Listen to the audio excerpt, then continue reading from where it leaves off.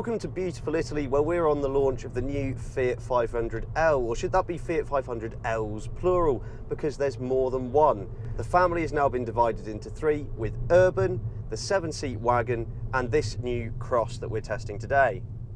The Fiat 500L is not a vehicle that's going to win any beauty pageants. That said, the revisions made to this new car do make it slightly more palatable. Our test car, finished in this black and orange two-tone, certainly stands out. And new detailed lighting signatures and chrome work add further intricacies. The Cross model in particular receives front and rear skid plates, more aggressive tyres, and a slightly raised ride height. Sure, the Fiat 500L isn't beautiful outside, but inside it's beautifully practical. There's plenty of space in here for a growing family. Big windows and glass A-pillars boost visibility and the amount of natural light that comes in. The glass panoramic roof that opens again fills the cabin with natural light. The dashboard has been totally redesigned and now receives this 7-inch touchscreen display. It's a huge improvement over what we had previously, with an all-new user interface. Said infotainment display is also compatible with Apple CarPlay and Android Auto. The instrument cluster has joined the digital revolution. It's actually really nice and easy to read, and it displays navigation on there as well, so you don't have to glance away from the road for too long. Front occupants are supplied with some quite comfortable seats. They're nice and wide, they're not too body hugging, they're more like sofas you sit on, and they're probably an ideal solution to long family hauls. The rear bench seats 3, and whilst headroom is limited, legroom is plentiful, especially with that nice flat floor for the middle occupant. Boot space is a class-leading 455 litres.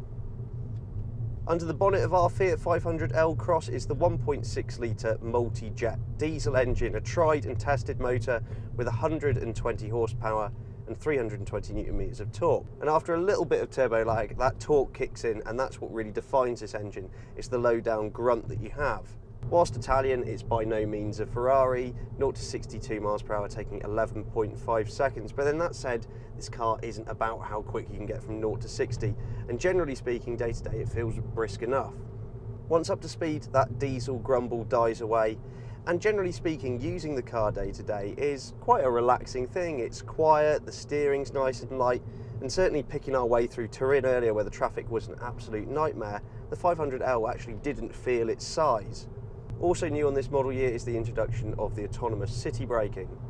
Whilst technically speaking this is a facelift, 40% of the parts are new, so Fiat say. Taking the 500L out of the urban sprawl reveals it to be actually quite a pleasant motorway cruiser. There's not too much in the way of wind or road noise penetrating the cabin.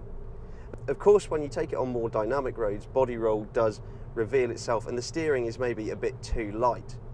Another little trick that the Cross model has is this all-terrain dial down here. It enables you to switch from road mode to traction plus, which enables some soft roading abilities. And then there's gravity control, which works in the same way that hill descent control does. Whilst people may have differing opinions of the Fiat 500L, its sales figures cannot be denied. In this class, 1 in every 4 cars sold is a 500L.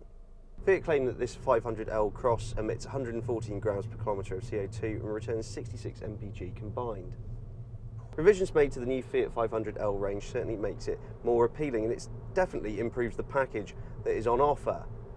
Pricing has yet to be announced, but in the UK the car goes on sale this September. Thanks very much for watching, and let us know what you think in the comments below. Please subscribe for all of the latest and greatest cars to hit the road. For breaking news and written reviews, visit www.insidelane.co.uk.